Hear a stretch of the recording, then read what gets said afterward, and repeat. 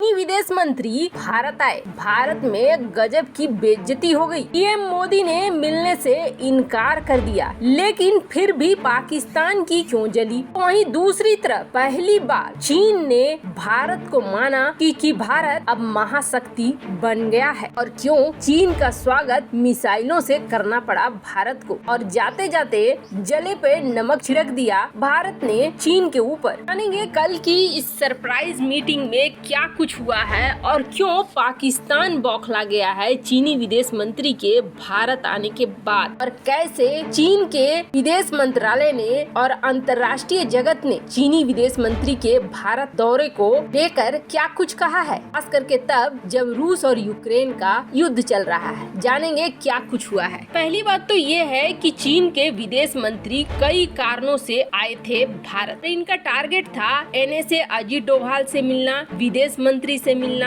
और पीएम मोदी से मिलना, लेकिन पीएम मोदी ने मिलने से इनकार कर दिया। और पीएम मोदी ने ये सही भी किया। ये इसलिए सही किया क्योंकि भारत आने से पहले ओआईसी की मीटिंग में चीन ने भारत के खिलाफ बोला था, और भारत के पीएम अगर फिर भी उनसे मिलते तो बहुत ही गलत बात होती और बहुत ही गलत मैसेज जाता। इसलिए पीएम मोदी मिले नहीं। ऐसे आपको बता दें, रूस भारत का पक्के वाला दोस्त है, लेकिन जब रूसी विदेश मंत्री ने भारत के खिलाफ बयान दे दिया था तो रूसी विदेश मंत्री के आने पर भी भारत के पीएम मुझसे मिलने नहीं गए थे। इसलिए चीन तो दूर की बात है, ये माना ही गया था कि पीएम मोदी मिलने वाले हैं नहीं। हुआ भी कुछ ऐसा ही। पीएम मोदी की बजाय एनएसए अजीत डोभाल जरूर मिले, और एनएसए के बाद विदेश मंत्री एस जयशंकर भी मिले। जैसे ही चीनी विदेश मंत्री भारत पहुँचे, वैसे ही सबसे पहले सवाल किया जाने लगा चीनी मीडिया में। चीनी मीडिया में जब चीनी प्रवक्ता से पूछा गया कि भारत गए हुए हैं चीनी विदेश मंत्री, क्या कारण है, क्यों अचानक से पहुंचे हैं, तो चीनी प्रवक्ता ने ये जवाब दिया कि जब समय आएगा तब हम लोग बता देंगे आपको कि क्यों गए हैं, क्या मकसद है। अभी हम लोग कुछ नहीं बता पाएंगे। सस्पेंस बना कर रखा, क्योंकि उन्हें भी उम्मीद था कि भारत पता नहीं कैसे रिएक्ट करेगा। मीटिंग के बाद जो कही वो सुनेंगे तो आश्चर्य में पड़ जाएंगे, क्योंकि चीन के मुँह से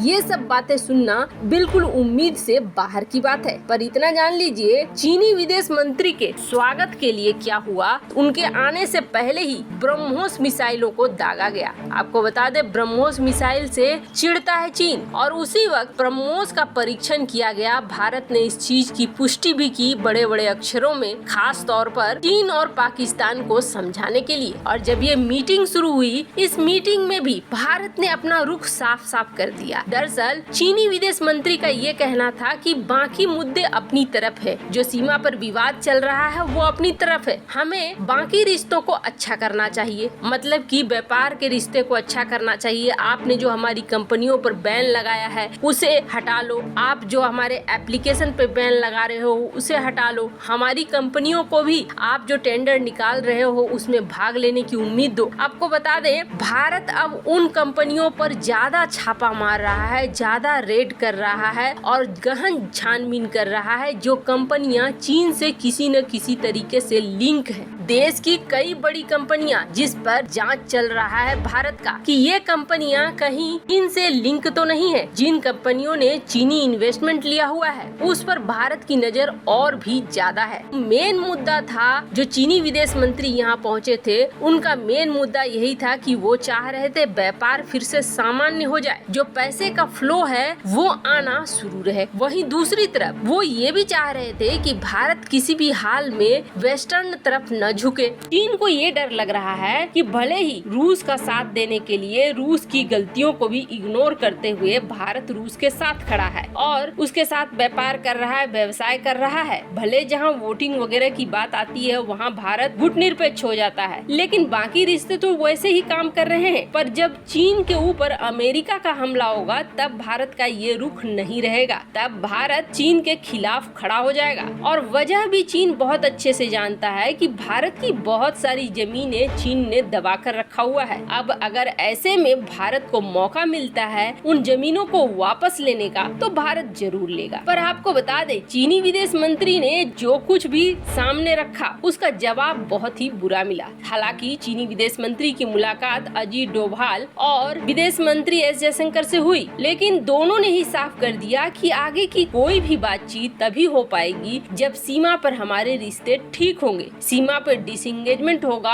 आप पीछे चले जाओगे, तभी हम बाकी रिश्तों को बहाल कर सकते हैं, बाकी चीजों को बहाल कर सकते हैं। यहाँ तक कि एनएसए अजीत डोभाल को आने का न्योता भी दिया चीन ने, पर एनएसए अजीत डोभाल ने ये कहा कि हम आपका न्योता स्वीकार करेंगे तभी जब आप सीमा पर पूर्ण रूपेण शांति करोगे और हटा लोगे सेना को। अब ये जवाब बेइज्जती कराने वाला था, पर बड़े आश्चर्य की बात है, चीनी विदेश मंत्री की इतनी बेइज्जती होने के बाद भी जो चीनी मीडिया है गोबर टाइम्स ने ये लिखा कि भारत ने सचमुच इन सालों में बहुत ज्यादा ग्रोथ कर लिया है, बहुत ज्यादा ताकत अर्जित कर लिया है, आत्मविश्वास को बढ़ा लिया है और दुनिया में भारत अब एक ताकत रखने लगा है। ये बहुत ही अच्छा लगा, पहली बार गोबर टाइम्स और चीन के मुंह से ये स्वीकार करके कि सचमुच भारत का कद इन दिनों बढ़ा है। भले अपने ही देश में कुछ ऐसे लोग हों जो न माने, लेकिन अब तो दुश्मन भी मानने लगे हैं कि कुछ सालों में भारत ने अंतर्राष्ट्रीय स्तर पर अपना कद बढ़ा लिया है। और अब चीन ये कह रहा है कि भारत ने जो रूस यूक्रेन जंग में अपनी स्थिति बनाकर रखी है गुटनिरपेक्ष की, वो स्थिति भी बहुत अच्छी है। तारीफों के पुल बांध दिए हैं गोबर टाइम्स ने अपने पूरे आर्टिकल में। लेकिन कहीं न कहीं गोबर टाइम्स इस चीज को लेकर भी खुश है कि अमेरिका के खिलाफ ही है भारत। अमेरिका लाख चाह रहा है कि रूस के खिलाफ भारत कुछ बोले, लेकिन भारत कुछ भी नहीं बोल रहा है रूस के खिलाफ। लेकिन पहली बार ये जो 4 लाइनें उसने कही कि भारत अब सेल्फ कॉन्फिडेंट हो गया है और दुनिया में एक जगह बना रखा है, ये सुनकर सचमुच हर भारतीय को बहुत अच्छा लगेगा, सिवाय एक को